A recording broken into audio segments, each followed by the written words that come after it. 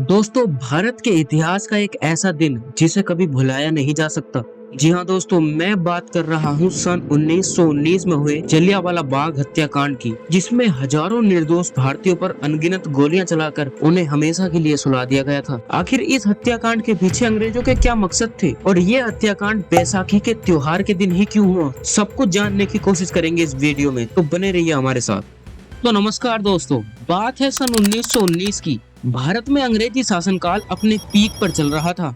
तो भारत में ब्रिटिश सरकार को अपनी पकड़ और अधिक मजबूत करने के लिए 18 मार्च 1919 में एक कानून लागू किया, जिसका नाम था रोलेट एक्ट। दोस्तों, इस कानून के फेवर में एक भी भारतीय नहीं था, जिस वजह से भारतीयों ने इस कानून का खूब विरोध किया। तो आखिरकार क्या था रोलेट एक्ट, क्यों इस एक्ट का भारतीयों ने खूब विरोध किया, वो मैं आपको वीडियो में आगे बताने वाला हूँ। दोस्तों, अब रोलेट एक्ट लागू होने के बाद अप्रैल 1919 में महात्मा गांधी ने इसका विरोध करना शुरू कर दिया, लेकिन अंग्रेज यहाँ कहाँ मानने वाले थे। अंग्रेज अपनी मनमानी पर अड़े रहे और पंजाब में कई जगहों पर इसके बड़े विरोध प्रदर्शन होने लगे और जलियांवाला बाग की घटना इसी का एक परिणाम थी। दोस्तों, बात करते हैं हम रोलेट एक्ट की। रोलेट एक्ट के अनुसार किसी भी भारतीय को बिना किसी मुकदमे के गिरफ्तार किया जा सकता था और उसे बिना किसी वकील के जेल भी भेजा जा सकता था। दोस्तों, आपको रोलेट एक्ट तो समझ में आ गया होगा। अब वापस चलते हैं अपने टॉपिक पर।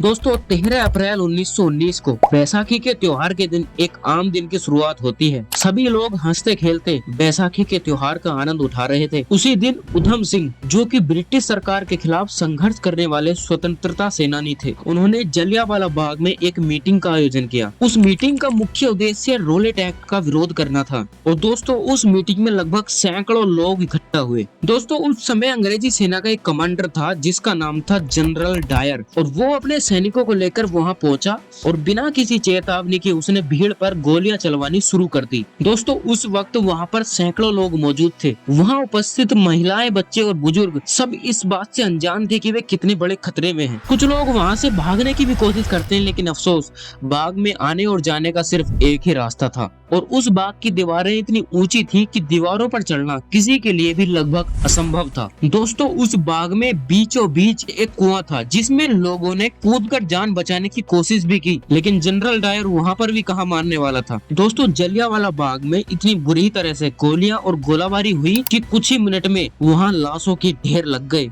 आधिकारिक तौर पर यह बताया जाता है कि जलियांवाला बाग में 379 लोगों की डेथ हुई थी, लेकिन असल संख्या तो इससे भी कहीं ज्यादा थी। जलियांवाला बाग हत्याकांड के बाद ब्रिटिश सरकार से कोई वास्तविक जवाब नहीं मिला कि उन्होंने ऐसा क्यों किया था, और जनरल डायर को इस कारनामे को करने के बजाय कोई सजा नहीं मिली। उल्टे उसे ब्रिटिश सरकार ने न केवल पेंशन दी, बल्कि उसे एक नायक के तौर पर सम्मानित भी किया। दोस्तों, इस घटना का भारतीयों पर एक बहुत ही बुरा असर पड़ा, जिससे पूरे भारत में विरोध का दौर शुरू होने लगा। गांधी जी ने इस घटना के विरोध में नमक सत्याग्रह और असहयोग आंदोलन जैसे आंदोलन की शुरुआत भी की। इस घटना के बाद गांधी जी ने ब्रिटिश सरकार के खिलाफ जागरूकता बढ़ाने के लिए बहुत सारे अभियान शुरू किए। जलियांवाला बाग की घटना ने भारतीयों के दिलों में क्रांति की आग को और अधिक भड़का दिया था और ये आग आजादी की लड़ाई का एक अहम हिस्सा बन गई। देश भर में ब्रिटिश शासन के खिलाफ एक नया संघर्ष उठ खड़ा हुआ। इस घटना ने भारतीयों को एकजुट किया और स्वतंत्रता संग्राम को एक नई दिशा की तरफ मोड़ दिया। दोस्तों, आज जलियांवाला बाग एक श्रद्धांजलि स्थल है, जहाँ पर लोग हर साल 13 अप्रैल को शहीदों को श्रद्धांजलि अर्पित करने के लिए इकट्ठे होते हैं। यह स्थल भारतीय स्वतंत्रता संग्राम की उस कहानी को जीवित रखता है जो अंग्रेजी साम्राज्य के खिलाफ हमारे संघर्ष के प्रतीक के रूप में हमारे सामने आई थी। दोस्तों, जलियांवाला बाग की घटना ने न केवल भारतीयों की आंतरिक राजनीति को प्रभावित किया, बल्कि पूरे राष्ट्र को यह एहसास दिलाया कि अब समय आ गया है कि ब्रिटिश साम्राज्य को भारत से निकालकर बाहर किया जाए। इस घटना ने भारतीय स्वतंत्रता संग्राम को न केवल गति दी, बल्कि भारत के लोगों को यह भी बताया कि एकजुट होकर हम किसी भी दुश्मन को पराजित कर सकते हैं।